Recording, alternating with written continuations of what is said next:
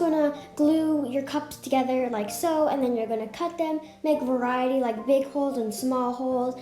Then afterwards, remember this part is optional. You can paint it, but remember to use non-toxic and water-based paint, so then it's safe for your hamster, and then you're done.